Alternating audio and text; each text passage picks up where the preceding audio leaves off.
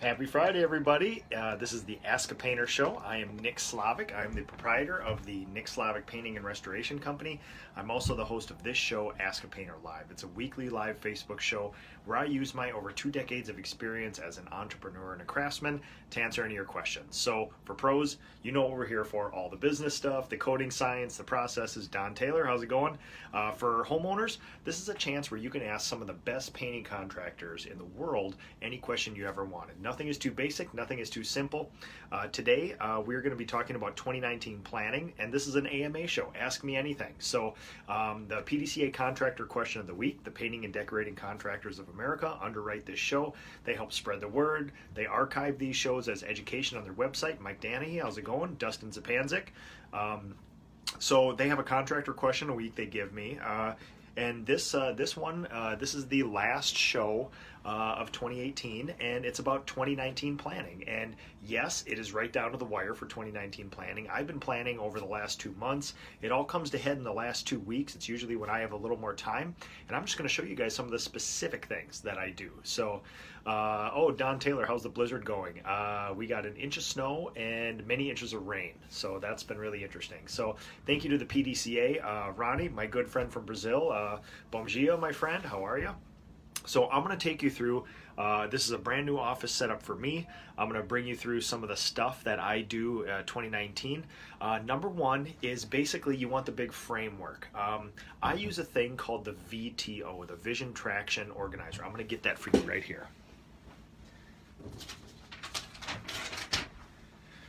So for those of you who know me, most of you know that I really don't like business books much.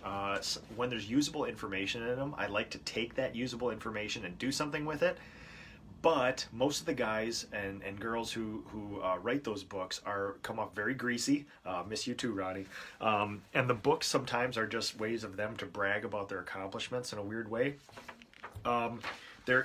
I don't normally recommend the business books, but there actually is the most actionable items, the most usable information I've ever got from a business book has been Get a Grip and Traction. And actually I have those right here. I can show you guys.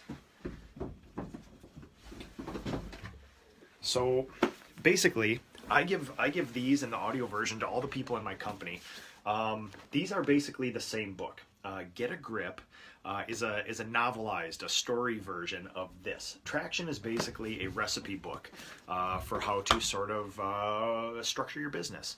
One of the big things that I like to do is a tool from that. This is actually a free tool. If you search for VTO or Vision Traction Organizer or Get a Grip or Traction, this is a thing that actually helps you lay out what your business is not only going to look like by quarter, by year, by 3-year and 5-year. It'll help you make a plan and be accountable. So of all the business books I've read through all of my college education, anything that I've absorbed entrepreneurship or business wise, basically it boils down to the secret of business is having a plan and being accountable to that plan, and then collecting data from that plan, making another plan, and being accountable to that new plan. So it's not rocket scientist. People fail in the execution. So like for my Vision Traction Organizer, there is the 1-year plan here. So obviously I have a revenue goal, I have a profit goal, and measurables. They actually want you to have measurables. So I put number of full-time employees and amount of revenue that each of those employees produce per year.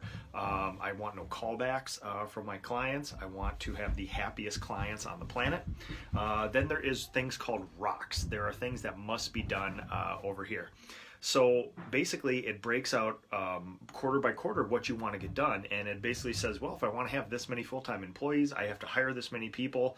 I have to, on this one, this last year, we're still looking at 2018, the last quarter here. Basically hire a production manager. I just hired a production manager.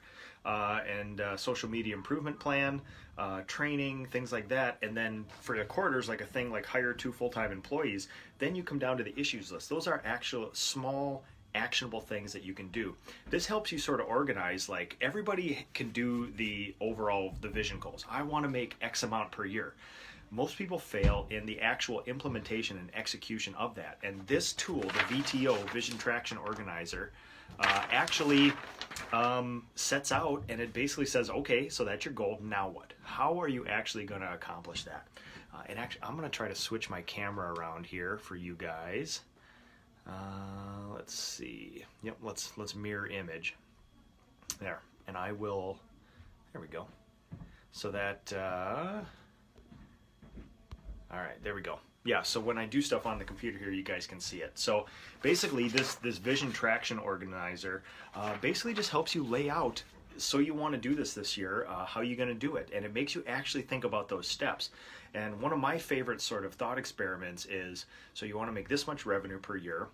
What is your production rate? What are your people producing right now? And then you figure out how many people you have to have. And then based on how many people are going to need to be trained, how many vehicles, how much equipment, how many jobs are you going to have to produce during a year? So you take the amount of revenue that you created in 2018, you divide it by how many jobs you did, and that's an average job size. And then you have to figure out, well, how many estimates and how many leads did I get this past year? So, you know, I think my close ratio right now is hovering somewhere between 55 and 60% on, so if somebody wants an estimate, 55 to 60% of the time I close, no, I shouldn't say close, that wouldn't be correct. I do the job for them and create some value for them.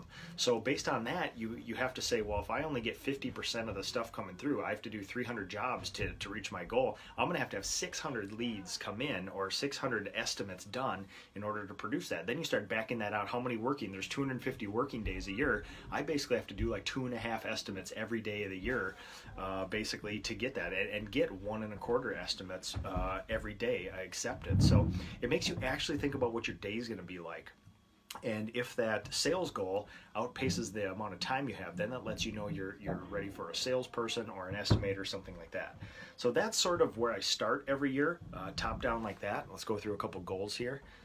I'd like to hear your guys' goals too. Dustin, I know that Dustin does something very similar to me. Zapanzik, I'd love to hear that. Heather Yoakum, thanks for watching from the PDCA. Joan Germain, thank you so much for watching. Happy Friday. Pat Haas. Ronnie, love Ronnie. Shane Woods, Zane Fry. Pat just started reading Traction. Pat, I would love to know your impression of that right away. That's been one of the most easily digestible books, business books that I've read. I won't say the name now because I hate to disparage it, but I just finished one business book and it was doo-doo. It was basically a series of, there wasn't any action items. It was get off your tail, do more, and here's a list of things that I've accomplished. And it was tough to get through. So, Ronnie, such a different way to look at your business. Absolutely. And this is sort of something that I got introduced to a year ago through my economic gardening group. And it turns out this is just sort of the standard, what all real businesses do, but painting businesses don't normally do this. Ernesto, Stephen Smith, Fernando, good to see you, my friend. This is absolutely not often practiced by painters. Roddy, would you say this is often practiced by business owners? Well, the people that I'm associated with online are usually a self-selecting group. They're people that really care deeply about entrepreneurship and things like that. So yeah, I would say something like this is done, but you know, I would say this is probably only done by 5 to 10% of our industry. The rest of them just sort of, I have work, I have a truck, I have this, and as long as my bills are paid, we're going to go like that. And nobody really gets down into the deep with their numbers. So I would say it's not normally happen. But for the people who run real businesses, like if you just own a store or you have any recognizable business, if you own a Subway or a Jimmy John's, this is absolutely stuff you do. This is the standard. This is like a no-brainer. You must do this as a sort of stepping stone. So Jessica Galloway, and I have no affiliation with any of this stuff. For $50,000, you can get an implementer to come out and help you with this. I did this in like 2 to 4 weeks. I implemented Traction and EOS and the VTO in my company. I just sat down on my computer. I was super into it, and yeah, it was one of the funnest things I've ever done. It really makes you think about your numbers because it'll bring up, you know, it says, well, how many leads do you have to get a year in order to get it? And you say, well, I don't know my closing ratio. So then you have to go back through your year and calculate how many jobs you get versus how many jobs you bid. And it's this thing where it forces you to actually know your numbers. So Jessica, Jade, thanks for watching. Joan Germain. Oh, let's skip there. I was just sitting down and thinking about my marketing plan for this upcoming year. I would love to hear specifics. I know I've done some very different things with my marketing for this. I did some experiments this year, and we'll be doing something new for this year. So Brian Kuhn, thanks for watching. Through that way, I think you're a huge step. Well, thanks, Ronnie. I do appreciate it. So I'm going to turn this around, and I'm going to show you some of the very specific things now. Now that we have this sort of overarching goal, these are some of the fun things that I do with my business. I'll turn this around, and this is my brand new office setup. Shout out to Jason Paris, who sort of inspired me for this here, and contributed to my to a new office here. I run basically a 5-tab business. So by 5-tab business means when I have my normal office setup, in Windows I have a 5-tab thing where we have my calendar, my Google Drive, a dashboard that I made for myself, my email, and then my messaging app, Slack. A lot of people use that.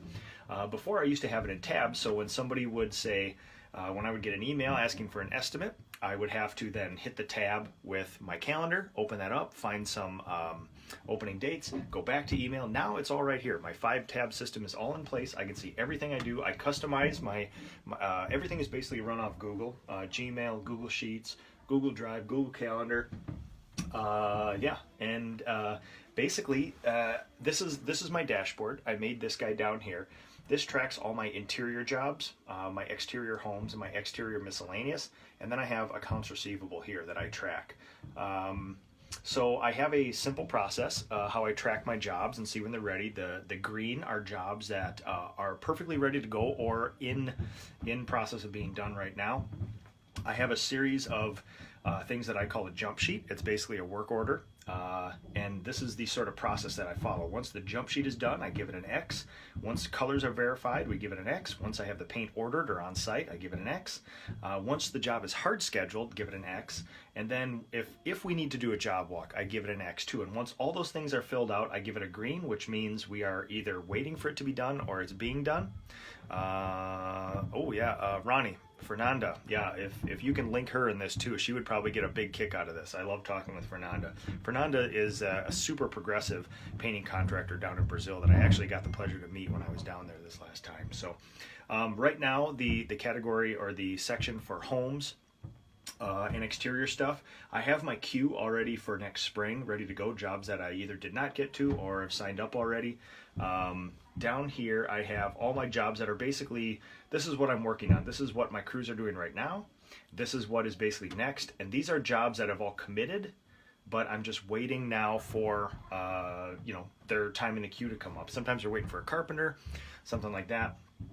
So I'll show you some of the fun stuff. This is the basis of my Google Drive. This is what I see every morning when I come here. There's one special folder called NSPRC mainframe. This is linked to every single human in my company. So every single person, from the brand new person that I just hired all the way to my most senior person, has access to all of this. One of the coolest things I have for them is this leadership library. These are audiobooks that I've listened to or read, and I have this here for them. I will go back to my mainframe here. I have my my info sheet that I give. This is printed out on the back of all my estimates or sent electronically. This is basically a what can you expect if you hire us. It tells people how we do stuff, why we do it, and gives them some caveats and some warnings and things that we do or don't do, promises, things like that. That's what my people have. I have a sample. My people are really dialing in cabinet finishing now. We've done hard training on it, and I basically laid out an ideal time frame for them on this too. So we've been working on that as well.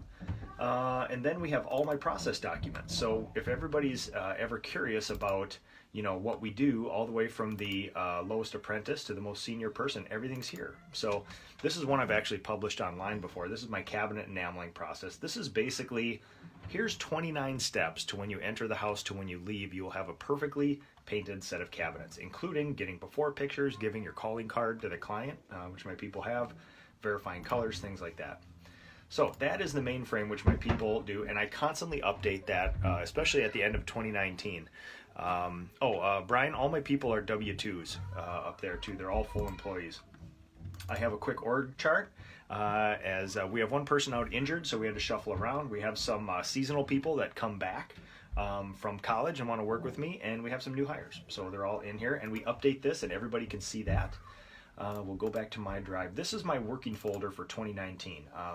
I have my basic set of forms. So let's see if I will pull up my current forms here. Let's just go with the standard interior estimate. All right. And then actually we don't need email, so I'm going to pull up another drive window here, and I will pull up my 2019 interior estimate. And I'll kind of walk you through what I do here. So visually, I like to have everything very, very aesthetically pleasing, not only for myself, but for my clients. And you can make it more aesthetic. If you make it more aesthetically pleasing, sometimes it's more intuitive. So by color coding and putting things in special sections, you can get a much better, and I'm going to move this, I'm going to show you the full. So let's see here. I'll zoom out a little bit. All right, so basically what we have here is, this is my current estimate right here. I have two kinds of estimates, interior estimates and exterior estimates, and they're kind of modular. You can break them down, build them up. I have a little thing, we won 2018 Craftsman of the Year. We have 4 national awards. I let people know that at the top of my estimates. We're very proud of that as a company. All the client info right here, logo, that it's an interior estimate. I have all my contact info right here for people to get a hold of me. And then basically how I walk through a job is, we have the description of the room, walls, ceilings, trim, closet walls and trim, and cabinets. And when I walk through a house, I'm taking notes on my Microsoft Surface with my pen, and we're just going through this. I go back out to my vehicle, put it in here. This has been a very, very good thing. I digitized my entire business this last year, and this is my second or third iteration of estimate. And at the end of the year, I like to make big leaps. So these Google Forms are living documents. So they update them. You don't have to delete an old version, save a new one. This is live updated. So right now, I have one of my apprentices who's a college business student who's actually doing a year in review job analysis for me. He's making about a 1,500 line spreadsheet of all my jobs. And we can work on it together. I pull it up here, and I'll show you guys that later. But he's working at it from his home, and I'm working from it from here, answering questions. And Google is a live document, so we can work on it together. And I can actually see where his cursor is on there, and we can talk in live to do that. So nothing real special here, just my thing. And this is really good. This is effective. It's intuitive. I'm going to change mine up so it's a little more visually pleasing. I'm going to add a few more things to the bottom here. Things that I like the clients to know first and foremost. So yeah, basically just a little more aesthetically pleasing sheet right here. Something a little different. You don't want to do anything too earth-shattering. You want to just give information to the clients in a way that they can understand, that you can limit the questions about. So what actually is the price for this and things like that. So, all right, we'll go back to the drive here. So I go through, and this is one of the funnest things that I do every year, is take all my standard forms. We have interior estimate, exterior estimate. We have an invoice here. This is my working document. I have not finalized these yet, but I have a similar format with all my invoices, estimates, things like that. So there's continuity in branding and marketing, which people feel very comfortable with. I saw a question up here. Amanda Burke, where are you located? I am in Minnesota. All right. So that's invoice right there, and I go through and I just kind of tweak things and just try to make it more usable for me and the clients. We also have a paint order that I send out to all the major paint companies too. I will pull up. So I like very specific things with my paint orders. And this is my 2018 version, a whole bunch of different stuff on there. And this is my new one here. So it's a little more intuitive. I also have a color theme going this year. I wanted some warm ambers and yellows and oranges to kind of connect all my marketing, make it a little more appealing, not only internally to all my people, but also to my vendors and then also my clients as well. So yeah, I basically go through and I make huge changes at the end of the year. I'll get out of that. see if there's anything else in 2019. So we have a reorganized org chart, and the forms are kind of the fun part. Another thing that I do is I like to make a dashboard for myself every year. So I like to know, I like to visually in 5 seconds or less understand exactly what's going on in the company. So my dashboard down here, you can see I walked you through it. We have all this stuff going on here.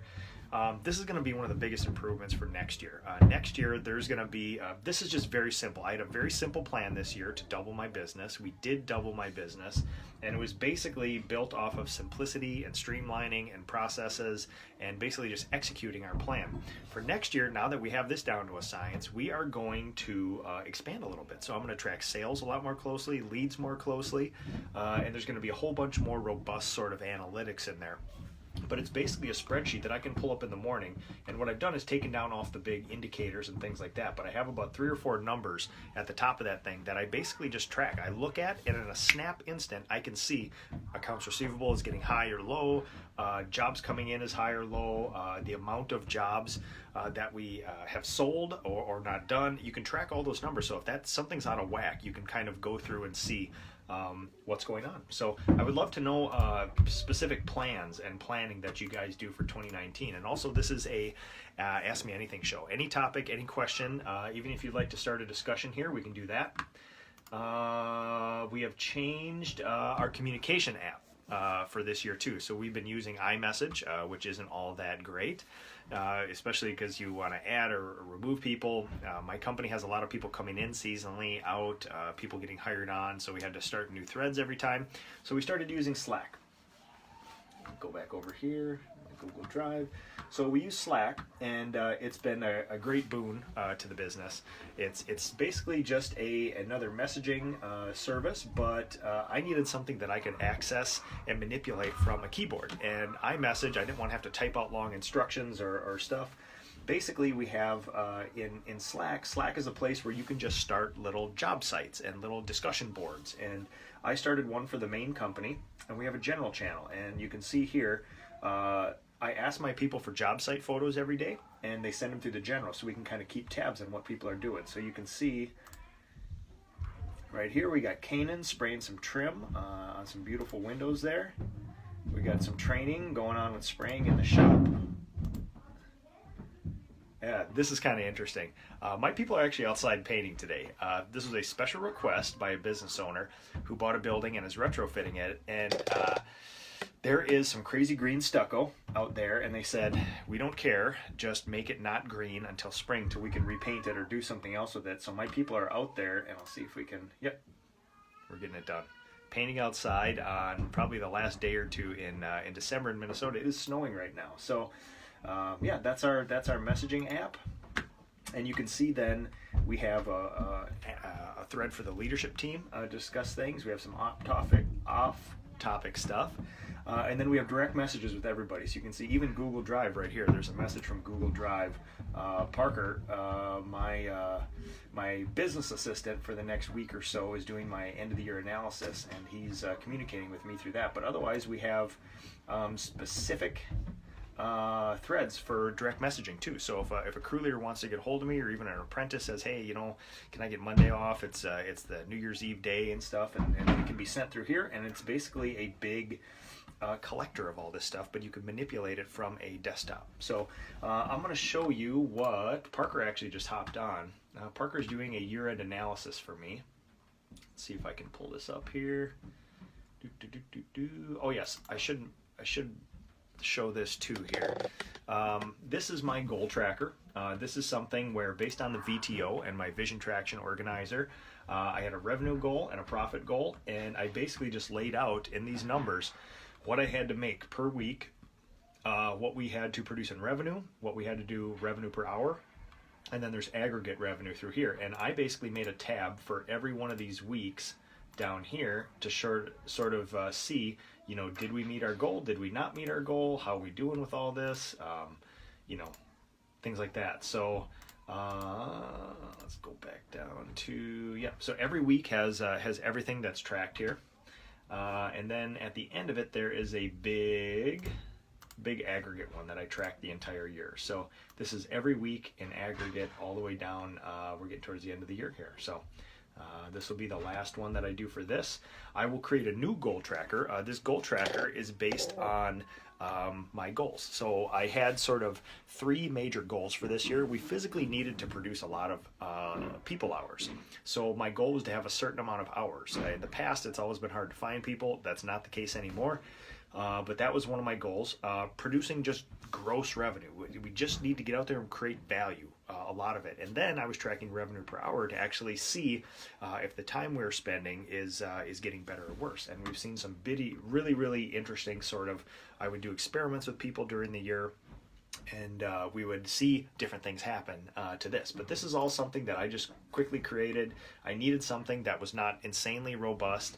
I also needed something that I could manipulate and understand, and for me, that's sort of what I do right now. This is quick and dirty. I will probably move to something much more robust in the next couple years, but doing this kind of quick and dirty stuff will sort of like make you understand it better. Ramon Serna, what software is this you're using? This is all free, and it's all Google. I shouldn't say all free. I think Google charges me $5 a month for storage. I think I get like a terabyte or something. So basically this is all free. Slack is free right now. I will probably upgrade. You can store more if you have upgraded with Slack, but basically this is all free. So I'll see if I can pull up what Parker's working on here on my big working board here. So I use this for quick glance sort of stuff. Like I have my calendar, I have my drive, and then I have my dashboard here. That's quick glance stuff. I usually have email and Slack up here because this is actionable items that I manipulate quite a bit, and then I kind of feed information over to this side here. So Parker is working on, for me, we are going through every job that I did. Let me zoom out a little more here. We're going through every job we did. I've done some quick analysis, but this is basically a spreadsheet that we're building together to analyze every project. I have 2 ways of coming up with budgets for jobs. I did a quick and dirty, simple method for this last year, where we basically just take industry standards, where it's like, okay, the job is X amount of dollars, we minus 15% out for materials, we're left over with a revenue amount, and then we divide it by an industry average of production. And that's how I did a quick and dirty sort of, hey guys, this is what we need to get this job done hour-wise. We're actually going back and job costing each one. So I have all the receipts for these jobs. We have all of our, I'll show you the jump sheet. Jump sheet is one of my favorite things on earth. And this informs this sheet. But we basically go back, and on our jump sheets are basically our work orders that we made ourselves. And they track hours and materials and any oddities that come up on a job. So that's basically all the numbers you need to know for production in your business. Who worked on it, for how many hours, and what did they use, and what is your cost for those materials. So we're going back through and we're actually calculating exactly how the jobs are doing. And what's interesting is the general trend is that I was being a little hard on my people, not that hard though, but my quick and dirty method sort of gave them a schedule that was probably 5% to 10%, a little too tight, which is good. I mean, it's like taking the training wheels off early, but also the general trend I'm seeing with all of these jobs now is that the revenue per hour is going up now that we're job costing on a lot of them. So that's sort of the general trend. I like to see that because that's what we're going to go to. We're going to go to a more robust sort of job costing where we're going to do exact costs, and even including labor burden, exact materials, things like that. So that's what Parker's working on, and he's doing a bang up job here. You can see he's already down into the 200s. This is kind of cool too. I know you can't see it. It's minute, but Parker's actually working. I can see his cursor right here. It says Parker Johnson, and I just see he shaded in something right here. And he's leaving little action items for me. He's commenting on it that I need to clarify some things. And yeah, so basically what's been interesting is at the start of 2018, I still ran a paper company. I had, let's see if I got a estimate form here.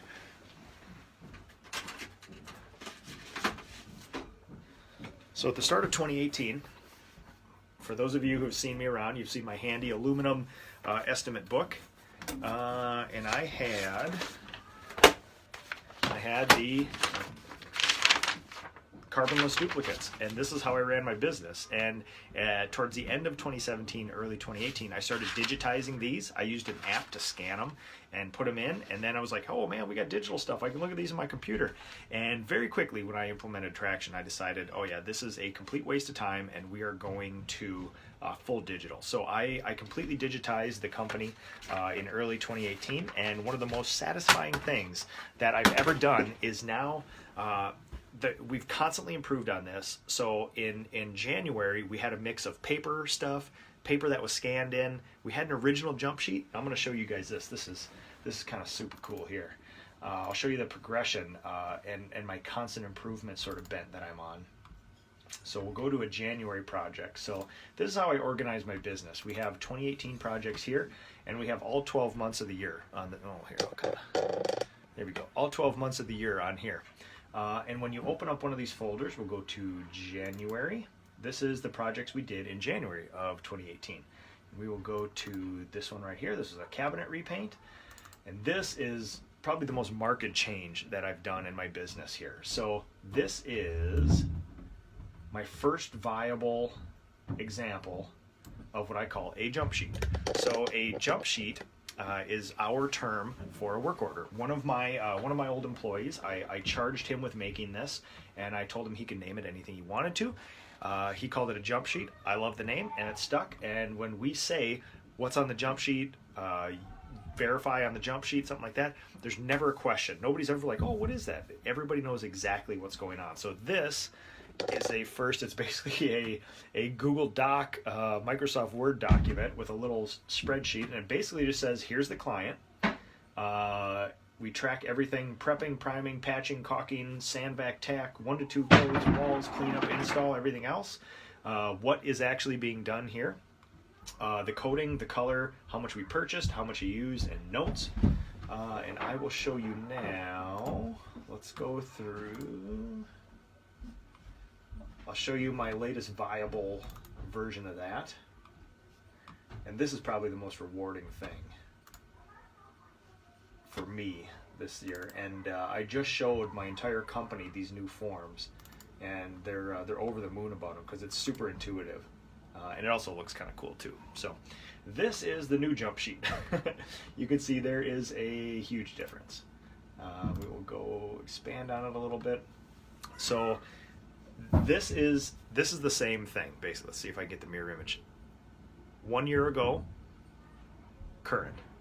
So this is the evolution of all we need to do is track how much labor, how much time. But this is what my people see. Like, they all pull up their smartphones and they all see this in the field, and this is their instruction manual for a job.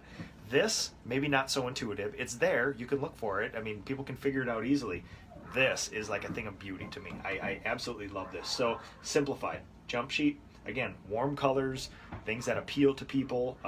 This is all internal too, by the way. But basically, we just have who you're working for, what's their phone number, what's their address. Up here, we list the apprentice. So who worked on this, what day and how many hours. And when my people fill this out, they'll put in a name here. They will put in a date and how many hours in this big matrix. It'll automatically update this box to tell me how many hours we physically worked.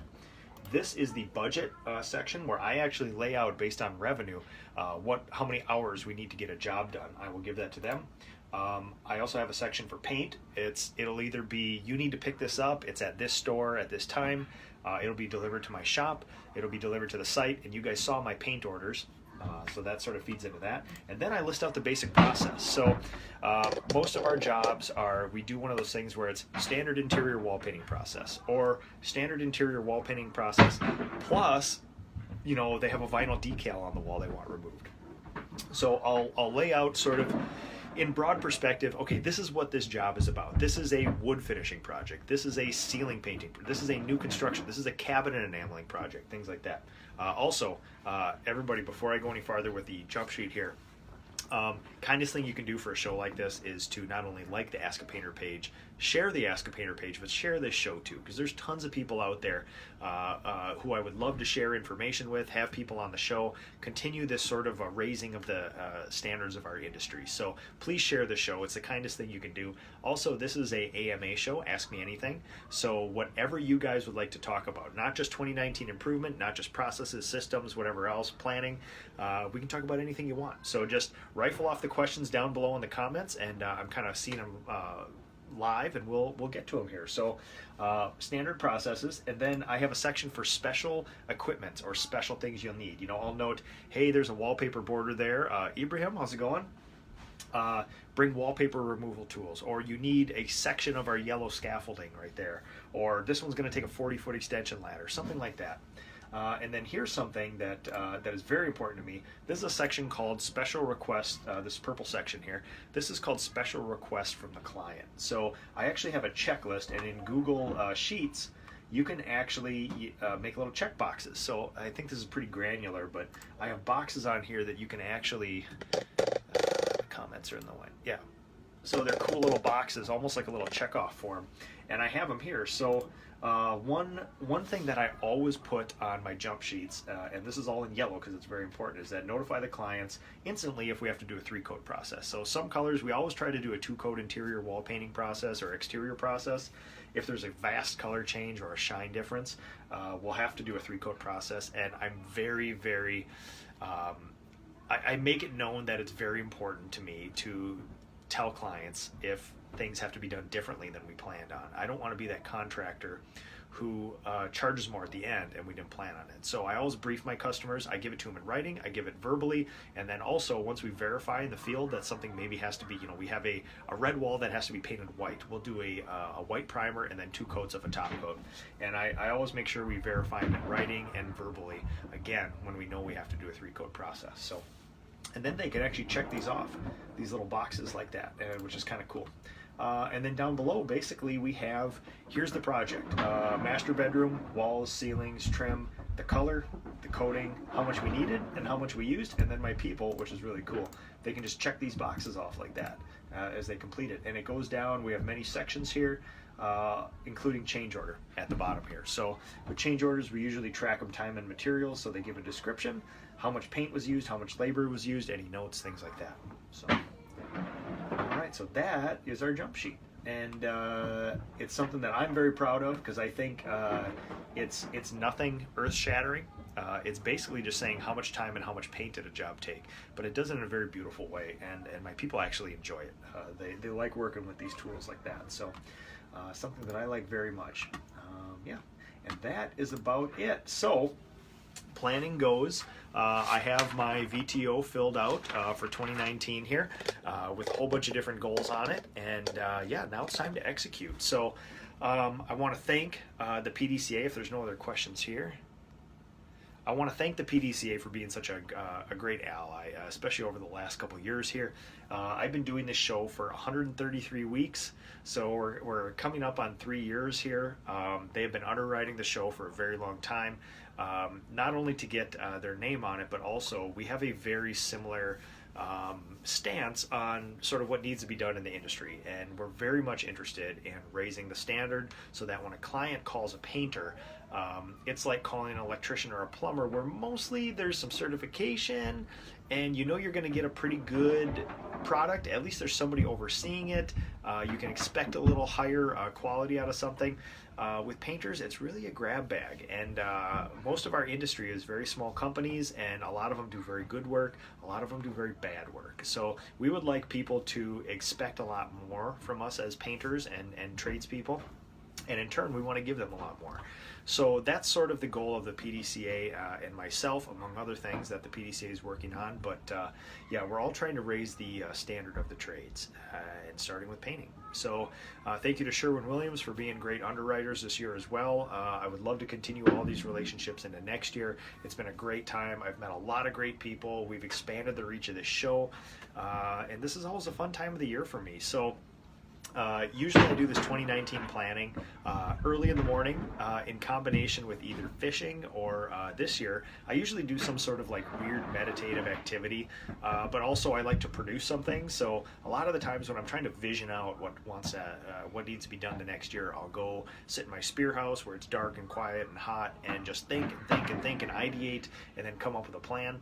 This year I've actually been clearing trees and brush on my farm for an upcoming construction project. So it's been kind of fun to be in the woods cutting down trees, hauling logs, burning stuff, and it's sort of, instead of fishing, I've sort of replaced it with that this year. And the last 2 to 3 weeks of the year is where I take all the things I've been thinking about from the previous year and actually put them down on paper for action steps and then make a plan to do them. And the toughest thing about this whole thing is being accountable, because I'm a one-person company. We have a brand new production manager that will be coming on in early January here, but basically it's just me. And the secret to business, which I mentioned before in this show, is have a plan and be accountable to it. And being accountable to it is very much difficult when you have to do everything and you have to be accountable to yourself. It takes a lot of discipline, and I'm not there yet. Trying very hard, but that's one of the goals in 2019. Is I think I'm going to be taking on some accountability partners and people to sort of just run stuff by, and more to follow with that. But yeah, this is going to be a great year. We have a lot of fun things working. This is the next phase of business for me, with a production manager and another business expansion underway. And it's going to be a super exciting year. So, Mike Danahy, what do we got here? Do you color coordinate your job site tote boxes to match the color-coded jump sheet, i.e. wallpaper removal, or grab the yellow box? So, interesting. We have standard issue totes for all my crews, and they're color-coded. You can actually see on my calendar the colored little bars up there. My crews are color-coded for ease. So we will have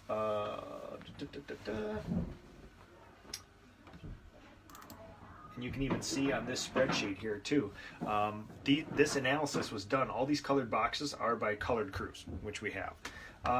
The things that we don't use every day, like the RRP EPA lead gear box, we have the wallpaper removal box, we have Mirka Festool, heavy sanding stuff, spray protection. We have those in just modular totes in the shop, all labeled with generic tape, and people basically just check those in and out of the shop as they go. So if somebody's doing a wallpaper removal job, they'll go and grab the wallpaper tote, they'll take it to the job, and they'll put it back when they're done. Each one of my crews is not issued one of those things, but no, I don't specifically color code those, only because we don't have a lot of them. We have like 3 or 4 totes that are used in the shop for communal gear, and they're all the lead remediation gear, wallpaper removal, spray protection, things like that. So that's one of the things that we've done. I've not found, we're already using up a whole bunch of colors. In the height of summer, we got like 8 crews. So we're using up all the colors that Google Maps or Google Calendar can do for us. We got pink, gray, orange, red, yellow, blue, green, all sorts of good stuff. And I'm purple on all this stuff. I might have to let go of that color pretty soon unless we come up with a new sort of calendar app for something. But yeah, that's basically it. It has been an absolute pleasure doing the show over the last year for everybody. We've got a great reach. It's been constantly expanding. So again, thank you to the PDCA. Thank you to Sherwin-Williams. And like I said before, the kindest thing you can do is to like the Ask a Painter page and share the show. That's how we're going to expand the reach, and that's how all these young contractors out there just starting their businesses are going to find this stuff, and they're not going to have as hard a time as all of us did when none of this stuff existed on YouTube, Facebook, Instagram, and stuff. And there's a lot of simple questions. How much should I charge for this? What kind of paint should I use? All this stuff has sort of been solved, and now it's kind of all out there. And it would be great if you could just search it and look at it, which you can now. But we need to spread the word and get those young entrepreneurs there who are interested in the trades. We need them to see that there's people like us who really care deeply about the products we put out, the people's homes we're in, and the sort of freedom machines that we've created to do something for our family. So everybody, have a good weekend. Have a good New Year. Big changes coming in 2019, and we will see all of you next year.